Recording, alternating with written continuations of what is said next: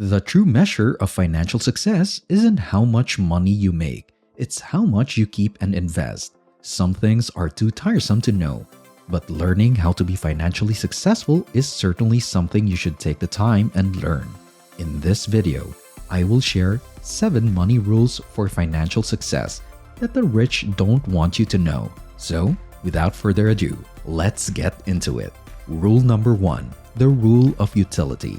Like anyone, when you have money, you usually think of treating yourself for your hard work, giving yourself a brand new car, or even simply buying a new shirt to wear outside. That's hardly surprising, given that it shows you are aware of money's true nature, which is a means to an end, the acquisition of goods and services. For instance, you could work 2 or even 3 jobs to address a low-income issue, earning twice or treble what you did before. But working non-stop is something your spouse dislikes.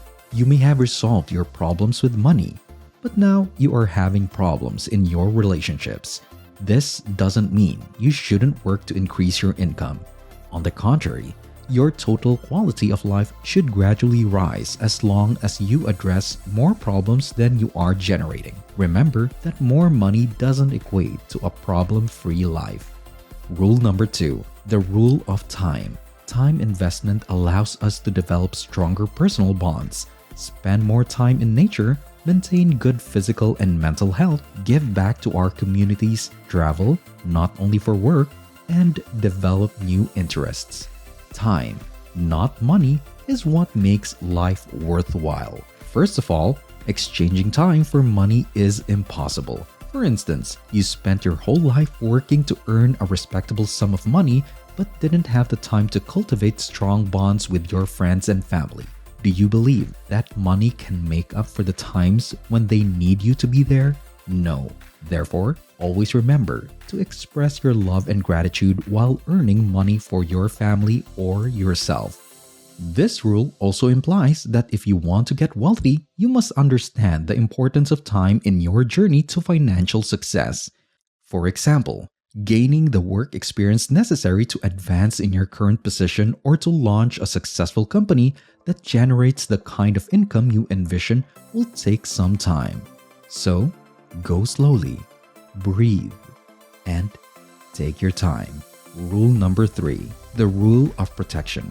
Have you ever questioned why we even bother working when our ancestors in the Stone Age could go out and hunt for food to survive? Well, we live in the 21st century, where you have to work to gain money to help you survive this harsh world. Despite being able to make money, most individuals lack the skill of protection. So what does the ability to protect entail? It involves preventing adversaries who seek to steal your money. Financial obstacles keep you from achieving your primary objective of financial independence. They may take the form of your daughter's new iPhone, your spouse's dream trip, or even the house your parents want you to buy.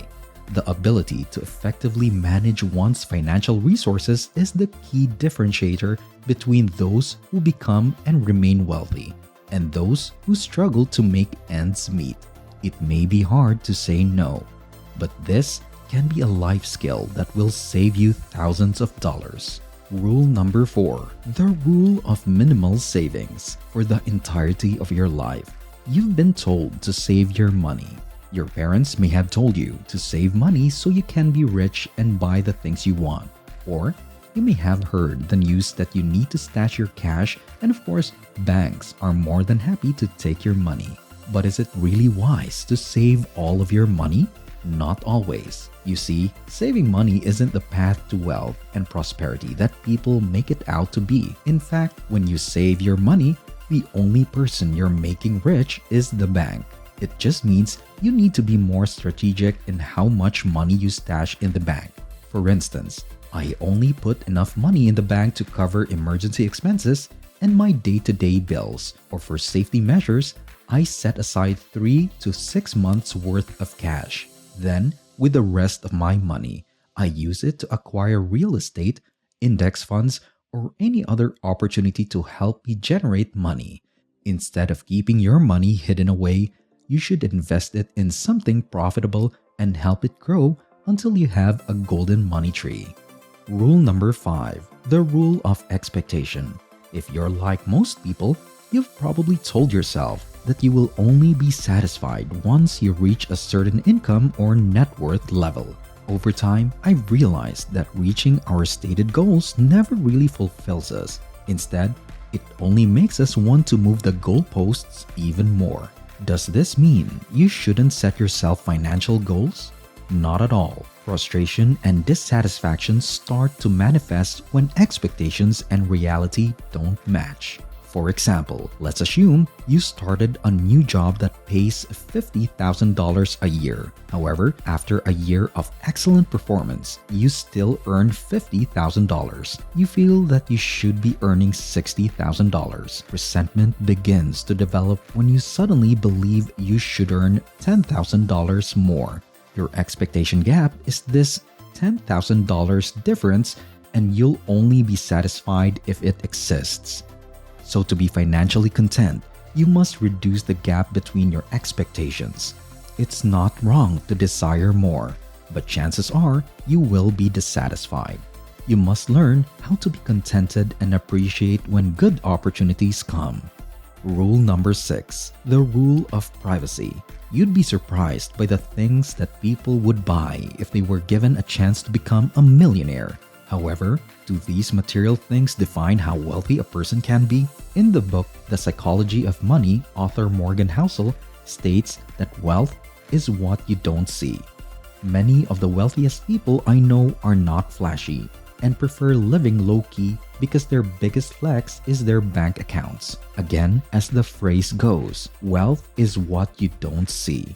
Meaning that part of being wealthy is not bragging, which is a gentle reminder that all of the tangible objects we purchase are directly in conflict with our objective of becoming financially rich. We can all agree that the more you buy, the less money you have, and vice versa. If your goal is to get wealthy to purchase everything, you may want to rethink. Don't equate financial success with material goods. Instead, focus on the sense of control and freedom it may provide.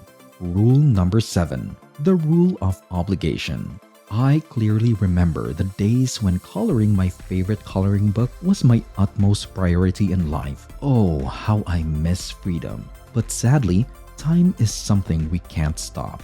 As we grow older, we begin taking in responsibilities like feeding ourselves, working, and allocating the money we acquire.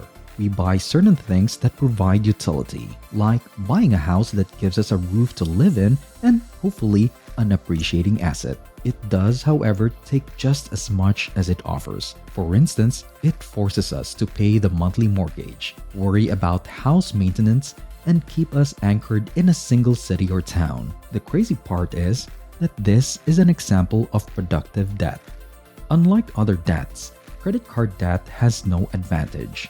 You get convenience at best, but you must also deal with ongoing interest, fees, and repayments.